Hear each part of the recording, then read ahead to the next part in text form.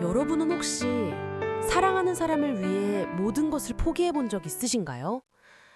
오늘 제가 들려드릴 이야기는 72살의 나이에 다시 사랑을 선택한 한 아버지와 그 아버지를 외면했던 자식들의 이야기입니다.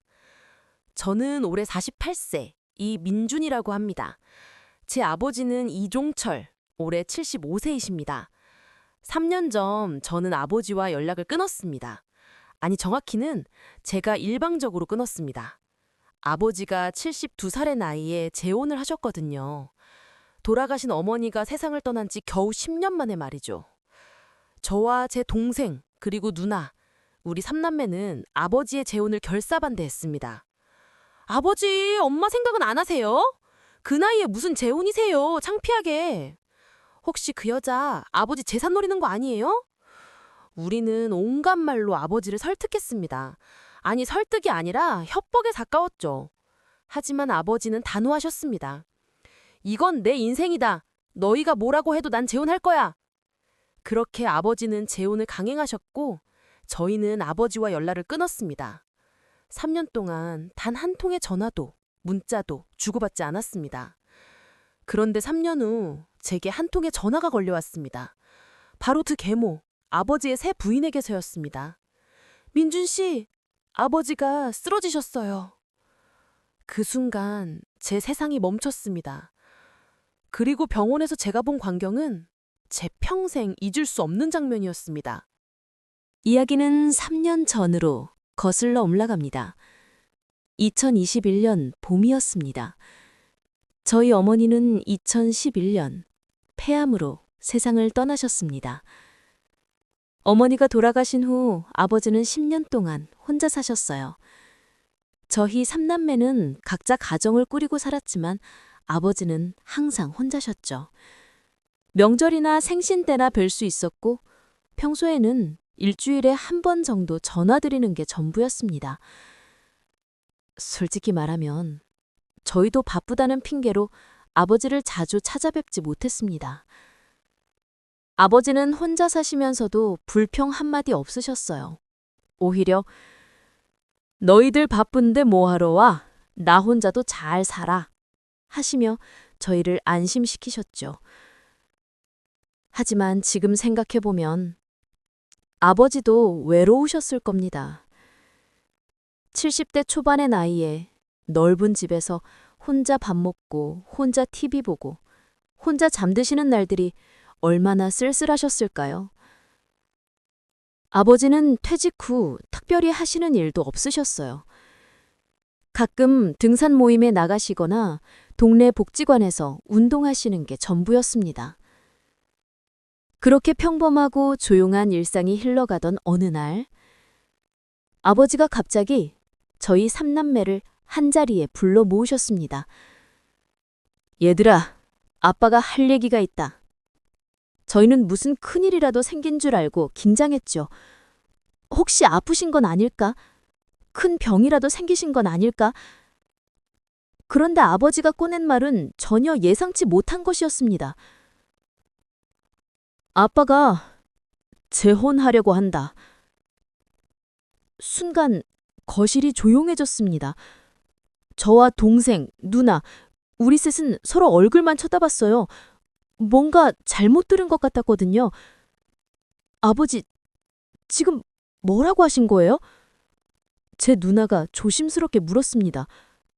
재혼한다고? 아빠가 만나는 사람이 있어. 아버지는 담담하게 말씀하셨습니다. 그 순간부터 집안이 발칵 뒤집혔습니다. 아버지, 정신 차리세요. 제 동생이 소리쳤습니다. 72살이 무슨 재혼이세요. 주변에서 뭐라고 하겠어요. 누나도 거들었죠.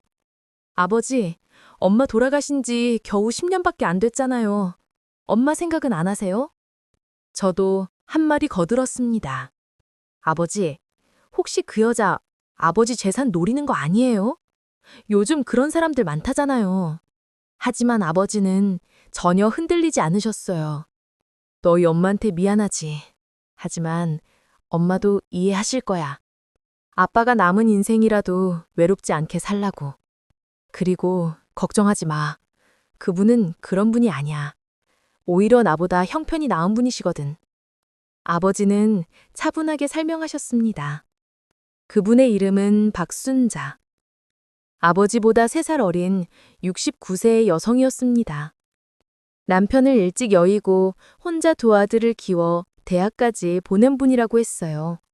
아들들이 다 성공해서 효도를 잘한다고 본인도 작은 카페를 운영하면서 경제적으로 독립적이라고 했습니다. 병원 자원봉사 활동에서 만났다고 했어요. 둘과 같은 날, 같은 시간에 자원봉사를 나갔다가 복도에서 마주쳤대요. 처음엔 그냥 인사만 나누는 사이였대요. 안녕하세요. 오늘도 봉사 나오셨네요. 그렇게 몇 달을 마주치다 보니 자연스럽게 봉사 끝나고 차 한잔하는 사이가 됐다고 했습니다. 얘기해보니까 참 좋은 분이더라. 생각도 깊으시고 유머도 있으시고. 아버지는 그분 얘기를 할 때 눈빛이 달라지셨어요. 10년 만에 처음 보는 아버지의 표정이었습니다. 하지만 저희는 받아들일 수 없었습니다. 아버지, 그분 아들들은 뭐래요? 설마 찬성해요?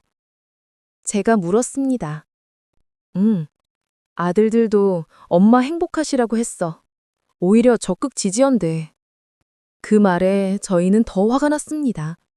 저쪽 집안은 찬성하는데 우리만 반대하면 우리가 나쁜 자식이 되는 건가? 저희는 며칠 동안 아버지를 설득했습니다. 아버지, 제발 다시 생각해 보세요. 주변 친척들이 뭐라고 할지 생각해 보셨어요? 저희 체면도 좀 생각 좀 해주세요. 하지만 아버지는 단호하셨습니다. 민준아, 미진아, 그리고 동현아, 아빠 말 잘 들어라. 너희가 뭐라고 해도 아빠는 재혼할 거야. 이건 아빠 인생이고 아빠가 결정할 문제야. 너희는 너희 가정 잘 챙기고 아빠는 아빠 인생 살게 놔둬라. 그 말에 저희는 폭발했습니다. 특히 제 누나가 울면서 소리쳤어요. 그럼 저희는 뭐예요? 돌아가신 엄마는요? 아버지, 너무하세요. 그날 이후 저희와 아버지 사이에는 큰 금이 갔습니다. 그리고 2021년 5월 아버지는 박순자 할머니와 조촐하게 결혼식을 올리셨습니다. 저희 3남매는 아무도 참석하지 않았습니다. 결혼식 날 아침 아버지한테서 문자가 왔어요.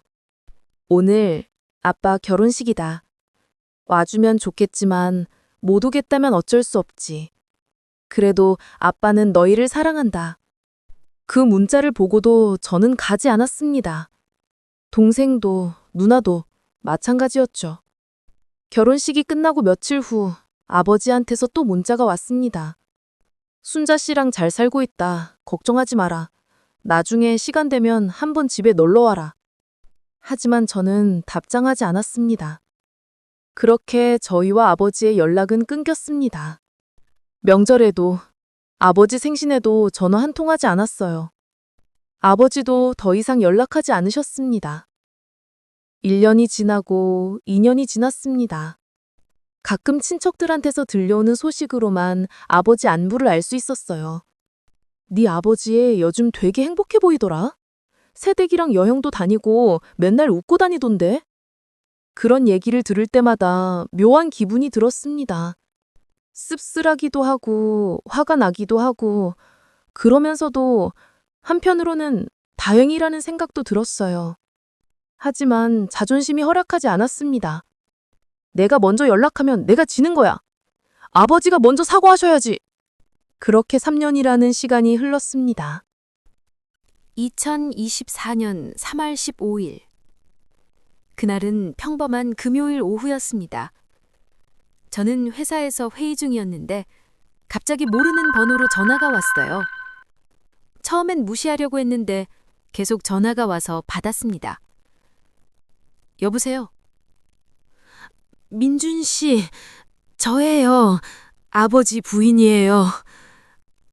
순간 심장이 멎는 것 같았습니다. 3년 만에 듣는 목소리였어요. 아버지의 재혼 상대, 박순자 할머니였습니다.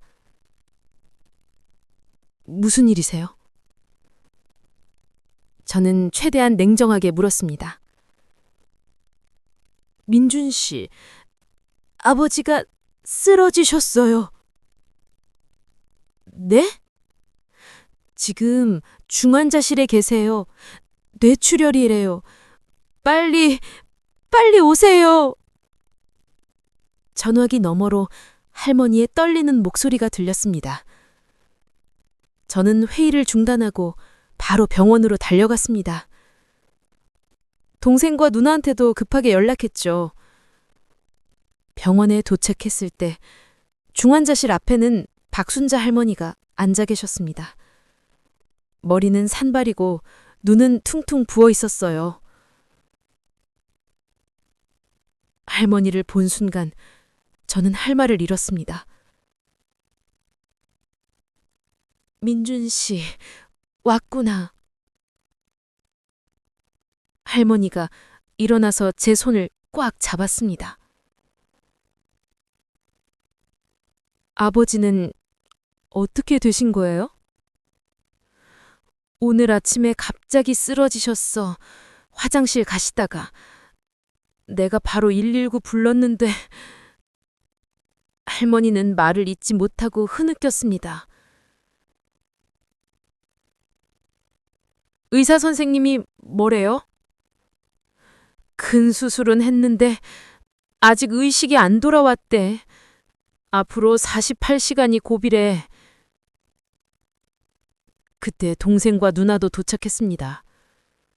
우리 셋은 중환자실 문 앞에서 발만 동동 굴렀어요. 면회 시간이 되어서야 들어갈 수 있었습니다. 중환자실 침대에 누워 계신 아버지. 온 몸에 튜브가 연결되어 있고 인공호흡기를 달고 계셨어요.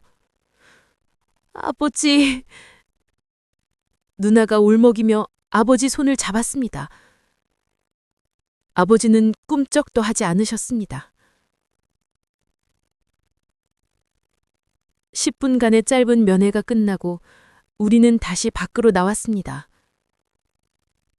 그때 의사 선생님이 나오셨어요. 보호자분들이시죠? 네, 자식들입니다. 환자분 상태가 심각합니다. 뇌출혈 범위가 꽤 넓어서 의식 회복이 쉽지 않을 것 같습니다. 그럼 어떻게 되는 건가요? 최선을 다하고 있지만 각오는 하셔야 할 것 같습니다. 의사의 말에 누나가 주저앉아 울기 시작했습니다. 그날 밤 우리 삼남매는 중환자실 앞 대기실에서 밤을 샜습니다. 박순자 할머니도 함께 계셨어요. 할머니는 한시도 자리를 뜨지 않으셨습니다. 새벽 3시쯤 됐을 때였습니다. 간호사가 나와서 말했어요. 환자분 혈압이 떨어지고 있습니다. 가족분들 들어오세요. 우리는 황급히 중환자실로 뛰어 들어갔습니다. 아버지의 심박수가 점점 느려지고 있었어요. 아버지! 아버지! 종생이 울부짖었습니다. 그때였습니다. 박순자 할머니가 아버지 귀에 대고 속삭이기 시작했어요.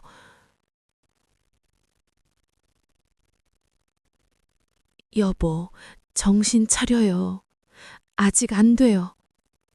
민준이, 미진이, 동현이 다 왔어요. 아이들이 다 왔다고요. 제발 정신 차려요. 저 혼자 두고 어딜 가려고 그래요.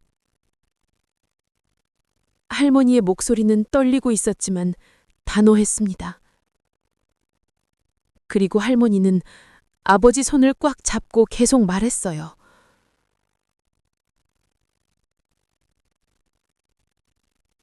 우리 같이 가기로 했잖아요. 이탈리아 여행 가기로 했잖아요. 손주들 결혼식에 같이 가기로 했잖아요. 약속 지켜요. 정신 차려요. 할머니의 간절한 목소리가 주만자실에 울려 퍼졌습니다.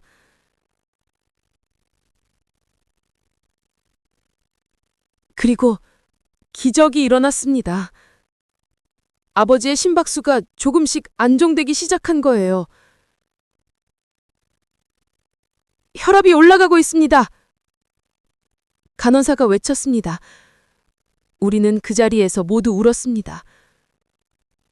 아버지는 그렇게 고비를 넘겼습니다. 아버지가 고비를 넘긴 후 2주 동안 우리는 교대로 병원에 상주했습니다.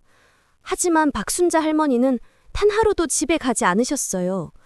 병원 간이 침대에서 주무시면서 24시간 아버지 곁을 지키셨습니다. 아버지가 의식을 되찾으신 건 쓰러진 지 3주째 되던 날이었습니다. 여기가 어디지? 아버지가 눈을 뜨셨을 때 제일 먼저 보신 건 할머니였어요. 여보, 정신 차렸어요? 할머니가 울면서 아버지 손을 잡았습니다. 순자 씨, 내가 왜 여기... 쓰러지셨어요. 뇌출혈이었어요. 지금 병원이에요. 그제야 아버지가 주변을 둘러보셨어요.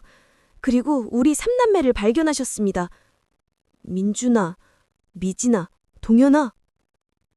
네, 아버지, 저희예요. 누나가 울먹이며 대답했습니다. 너희가 왜... 아버지 눈에서 눈물이 흘러내렸습니다. 3년 만에 보는 자식들이었으니까요. 아버지, 죄송해요. 제가 잘못했어요. 저도 참지 못하고 울음을 터뜨렸습니다. 아버지 말씀 들을 걸 그랬어요. 제가 너무 고집부렸어요. 동생도 누나도 모두 울면서 사과했습니다.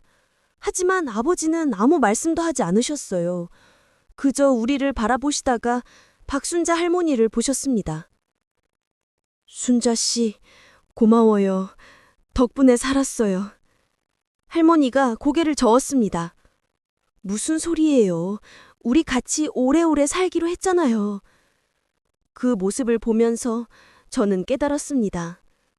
진짜 가족이 뭔지, 진짜 사랑이 뭔지. 아버지가 퇴원하신 후 저희는 할머니께 정식으로 사과드렸습니다. 어머니, 그동안 정말 죄송했습니다. 저는 고개를 90도로 숙였습니다. 저희가 아버지 행복을 빼앗으려고 했어요. 용서해 주세요. 할머니는 제 손을 잡으며 말씀하셨어요. 민준 씨, 고개 드세요. 저도 이해해요. 부모님 재혼을 받아들이기 힘들었을 거예요. 하지만 알아두세요. 저는 진심으로 아버지를 사랑해요.